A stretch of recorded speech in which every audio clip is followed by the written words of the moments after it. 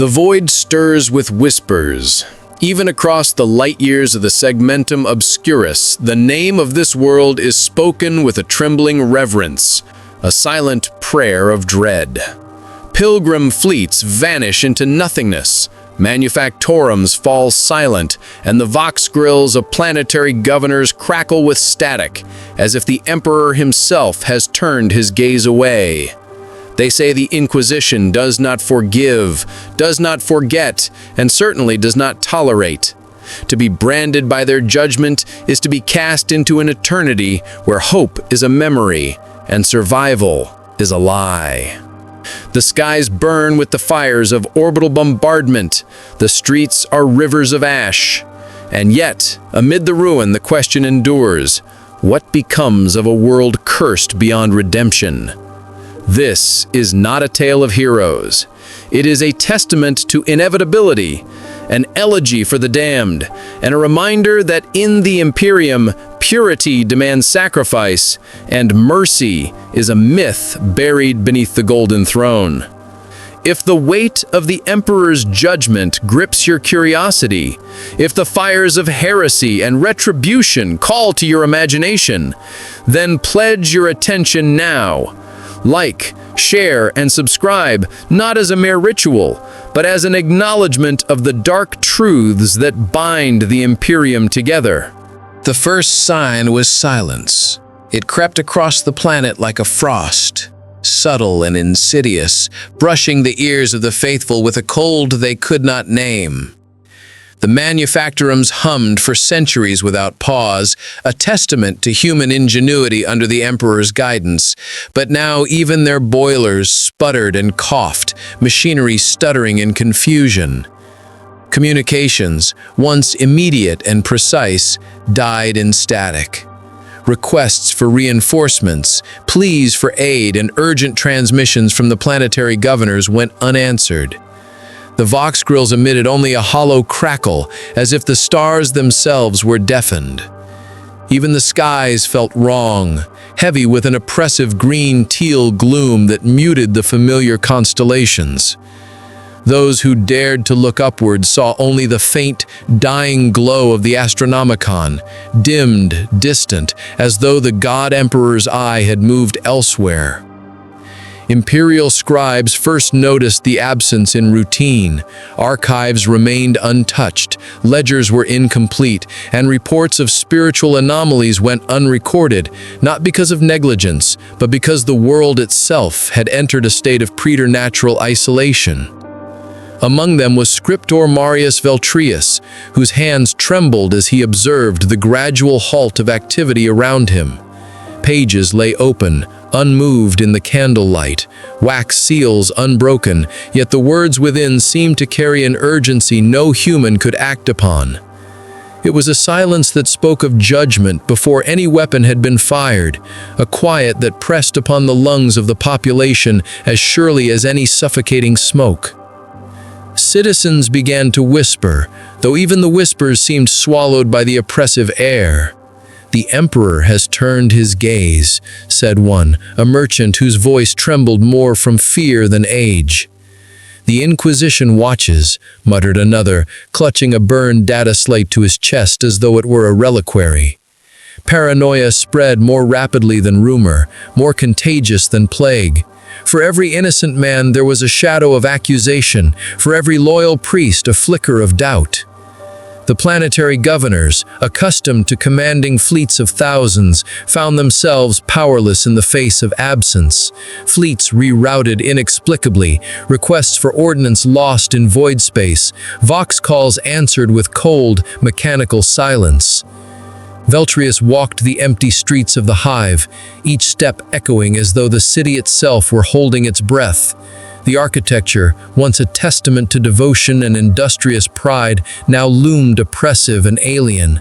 Gothic spires tore at the low-hanging clouds of soot and ash. Twisted arches cast long, accusing shadows over streets abandoned by merchants and artisans alike. Every manufacturer belched faint smoke that smelled of resin and burnt metal. Yet no flame could be seen. The factories were alive in the hum of machinery, but eerily devoid of human oversight. A whisper of wind carried the faint, acrid scent of fear, mingling with the cold metal tang of iron and promethium. It was during these walks that Veltrius felt the first undeniable truth. Judgment had begun not with fire or sword, but with a suffocating stillness, a quiet that weighed heavier than the roar of any battlefield. To be silent under the Emperor's gaze was already to feel the shadow of doom. He knew that even faith could falter in such an environment, that devotion alone could not ward off a curse whose origins were as divine as they were terrifying. Each day passed without response, and with each day the world itself seemed to take a breath less of life and more of dread. In that silence, the first murmurs of fear became prayer, and in prayer, the first flickers of doubt, unbidden and poisonous, began to take root.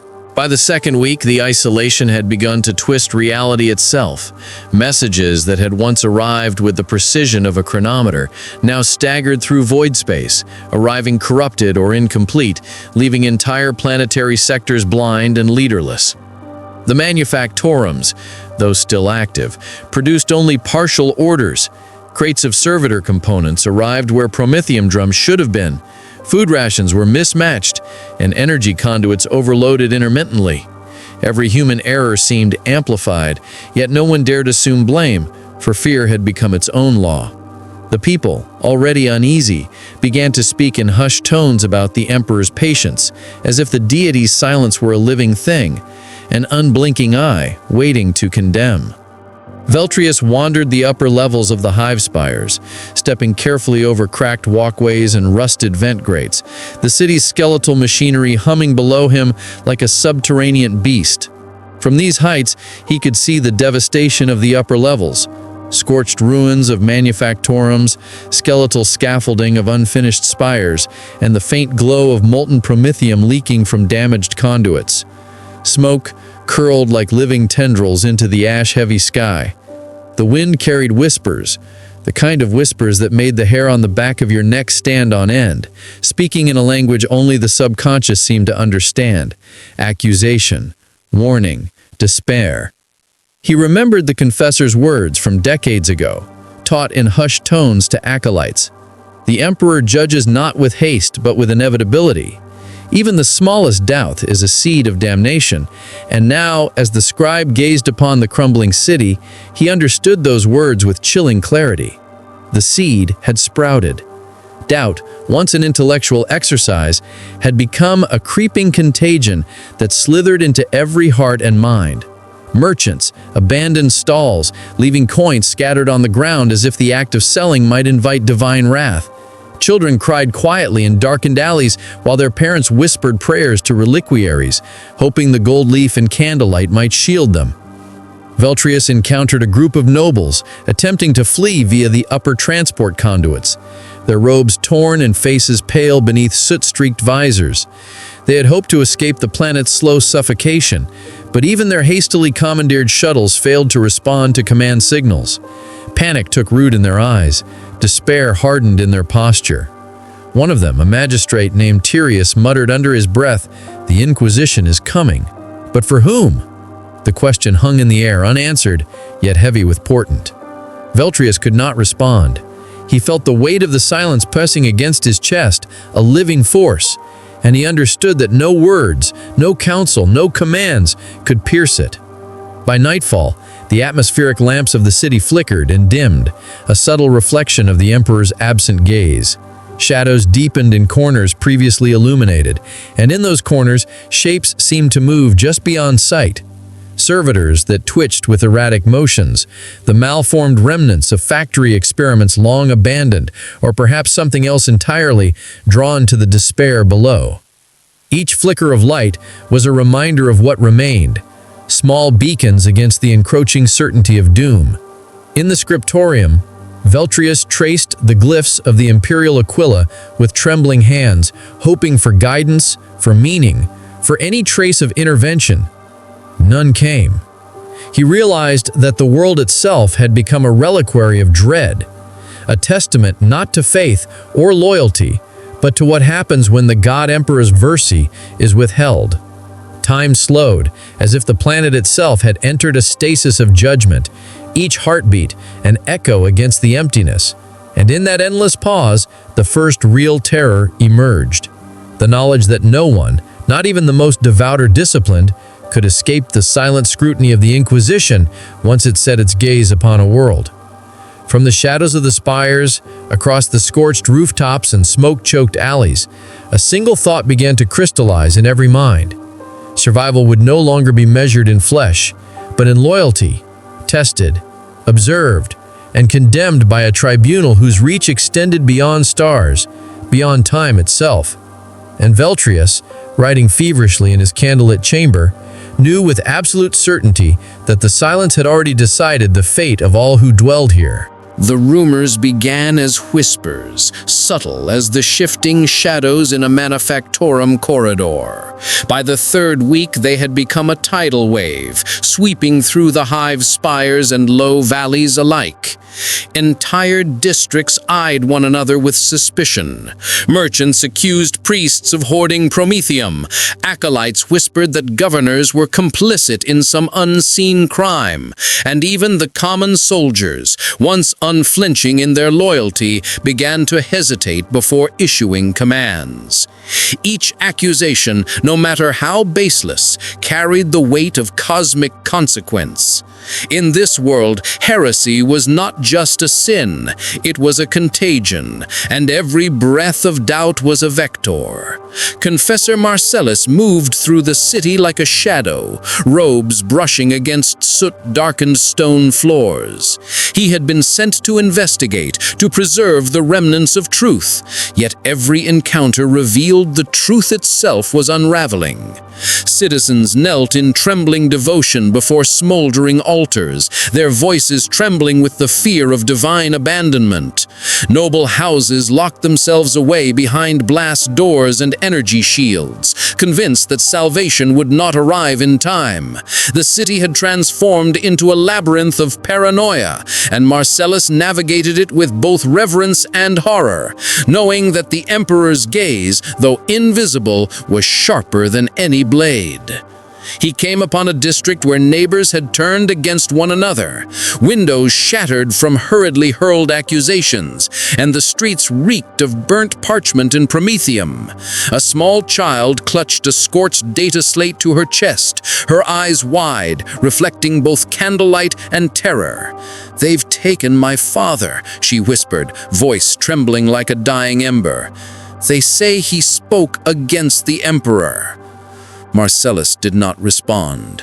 Words were meaningless here. Only observation, record, and judgment mattered, and the weight of both his duty and the city's collective dread pressed upon him like molten lead.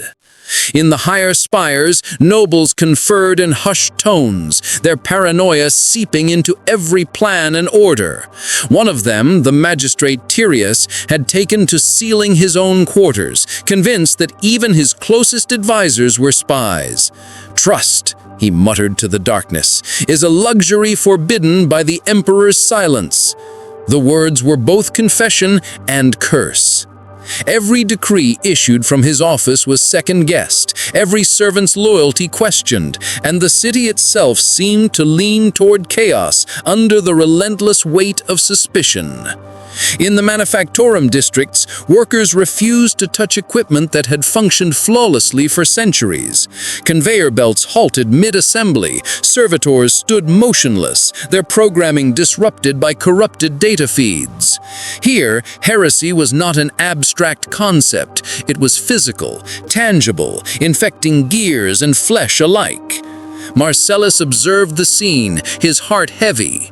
Faith had always been the bedrock of imperial order, yet now it threatened to crumble entirely under the strain of silence and fear. The lines between loyalty and treachery blurred. The difference between sin and survival became almost imperceptible.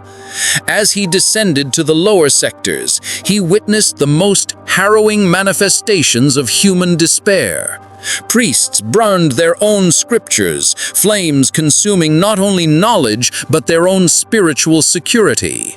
Entire neighborhoods were barricaded, citizens peering from behind charred shutters as if the darkness itself might listen and condemn them. Whispers of "the Emperor has abandoned us" spread like wildfire, each utterance heavier than promethium-laden smoke, suffocating reason and amplifying dread. Marcellus paused in a ruined chapel, the holy symbols of Terra blackened by soot and time. He could feel the reverberations of heresy through the walls, as though the building itself sensed the corruption of belief within. Each shadow seemed alive, waiting, judging. He knelt and traced a line of blood, an offering, a plea, a record on the altar's stone. The act was both penance and acknowledgement that the Imperium's justice, once certain and unyielding, now existed only in whispers, rumors, and the fevered minds of those still clinging to faith. The city had become a crucible of doubt, paranoia, and slow-burning panic. Every citizen, from noble to street urchin, existed in a constant state of moral jeopardy. And Marcellus, walking among them, understood the cruel truth. The heresy of the mind could be just as deadly as the purging fire of orbital bombardments. In the shadow of the Emperor's absent gaze, every thought, every gesture, every whispered suspicion had the potential to condemn. And yet, through the haze of fear and suspicion, one unrelenting question persisted in every mind. When the Inquisition arrives, will it purge the guilty or obliterate everything indiscriminately, leaving only ruin as testimony? By the 5th week, the city was no longer recognizable. Spires that once gleamed with the Emperor's light now loomed as blackened silhouettes twisted by neglect and fire. The manufactorums lay silent, their furnaces cold, their servitors motionless like statues frozen in judgment. Paranoia had grown into mania, a gnawing, unstoppable force that consumed both mind and body. The citizens, once devoted to faith and duty, now wandered the streets as husks of themselves, their eyes hollow, voices trembling with the same unanswerable fear. Who watches? Who condemns? Confessor Marcellus moved cautiously among them, a solitary figure of austere purpose. He had once believed in the clarity of imperial law, in the certainty of the Emperor's will.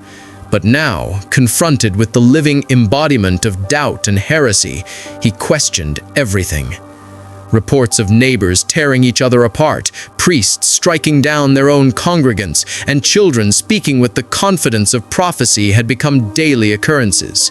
Faith, once a shield against despair, now functioned as both weapon and poison. The city's collective consciousness had mutated into a chaotic organism, every thought a potential spark for ruin.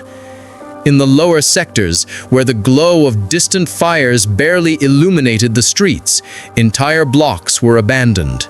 Doors swung on their hinges with a ghostly creak. Smoke and ash clung to the walls, forming a permanent, choking haze. Here, Marcellus witnessed the first signs of corporeal decay, maladies spreading among the fearful, physical manifestations of mental corruption. It was as though heresy itself had taken a tangible form, invisible yet suffocating. The air itself seemed to carry whispers, insinuating doubt, turning loyalty into betrayal with every breath. He entered a shattered cathedral, its altar scorched, icons defaced, and walls streaked with blood and soot. A group of acolytes huddled in a corner, chanting fragments of liturgy that made no sense, their voices rising and falling in chaotic unison. Each word, each note reverberated against the stone, carrying with it a weight that pressed into Marcellus's chest. He could feel the city's spiritual entropy seeping into his own mind, threatening to corrupt the purity of his duty. In that moment, he understood. The heresy of the soul was far more insidious than any physical punishment. It was invisible, relentless, and all-consuming. Above him, the sky was a roiling canvas of muted teal and burnt umber, pierced by the skeletal remains of once proud spires and the distant glow of fires that consumed the outer districts. Smoke spiraled upward, intertwining with the clouds, casting the entire planet in a chiaroscuro of dread and despair. From this height, the city looked like a painting of damnation, a world on the brink, caught between devotion and annihilation. Each shadow seemed to stretch, forming monstrous shapes that preyed upon the imagination, turning fear into a tangible companion. Marcellus moved to the manufacturum district next, where the machinery, though intact, lay dormant. The echo of unworked gears and silenced hammers created a haunting rhythm, like the heartbeat of a world holding its breath. Workers had fled, leaving behind only empty uniforms, overturned crates, and servitors standing motionless in a tableau of frozen labor. Here, the heresy of action mirrored the heresy of thought. Both were immobilized, both were condemned. Marcellus felt the weight of silence, heavier than any physical burden, a prelude to the arrival of Inquisition fire. Amidst this desolation, he encountered a small congregation of survivors, huddled in the ruins of a chapel. Their faces were masks of terror, and their hands clutched charred reliquaries as if physical contact might anchor them to reality. One whispered, "The Emperor watches still, but he does not intervene." The words, spoken as a lament, encapsulated the plight of the planet.